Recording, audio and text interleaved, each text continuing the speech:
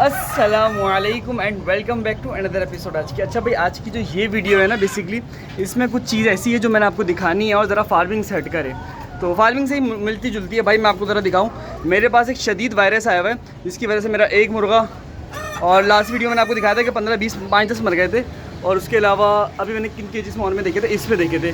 वो एक वहाँ मरा हुआ पड़ा हुआ है बराबर में उसके, एक यहाँ पे मरा हुआ पड़ा हुआ है, और एक जो है ना वहाँ पे पड़ा हुआ है, और एक यहाँ पड़ा हुआ है। अच्छे खासे मुर्गे जो है ना हमारे, वो एक बीमारी वायरल के थ्रू मर चुके हैं। और अब सिचुएशन क्या है मैं आपको ज़रा दिखाता हूँ। बट की ये सिचुएशन है, और ये बहुत सारी बीमारियों में हो सकता है। ज़रूरी नहीं है ये एनडी में हो, आईबी में हो, H9 में हो, या किसी रेस्पिरेटरी डिजीज़ की वजह से हो, या फिर इकोलाई की वजह से हो।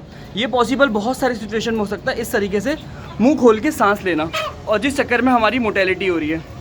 और मैंने लास्ट वीडियो में आपको दिखाया था कि मैंने इनका ट्रीटमेंट वगैरह किया। ये देखें हालत देखें, इनका जो ताज है ना वो बेसिकली बहुत ज़्यादा ब्लूइश हो रहा है। उसका रीज़न सारा ये है कि ब्लड जो उसकी वो है बॉडी में ऑक्सीजन नहीं ट्रांसफ़र हो रही, क्योंकि ऐसा बात है जब वो ब्लड की सर्कुलेशन इतनी स्लो हो जाएगी और सांस लेने में वैसी तरह मुश्किल होगा, तो उस चक्कर में इसके ताज वगैरह ब्लू होना शुरू हो जाते हैं ऑक्सीजन की कमी की वजह से। तो सवाल ये है कि इसका क्या ट्रीट किया जाए।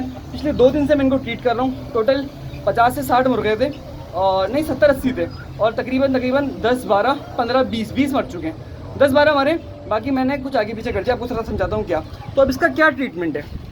आज ऑलमोस्ट तीसरा दिन है, और अगर आज भी इनका कुछ नहीं किया तो वो 2-3 मर सकते हैं। अच्छा, मैं आपको इन जनरल बताऊं, मैंने ब्रोकर से बात करी, मैंने लोगों से बात करी कि भाई आपको बीमार मुर्गा देंगे हम। मैंने कस्टमर्स को नहीं दिया, एक कस्टमर को भी डिलीवर नहीं किया।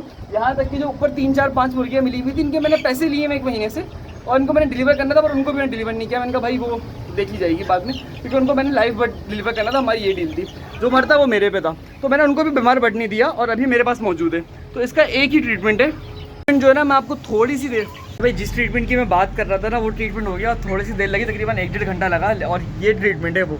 और मैं आपको बताऊँ ना, इस टाइम पे ऐसे 4-5 शॉपर और थे जो मैंने एक करके घर पहुँचा दिए हैं, यानी कि सारे इकट्ठे पहुँचा दिए। मतलब 3 शॉपर रह गए थे जो मैंने आपको दिखाने थे, और बारिश शुरू हो गई है।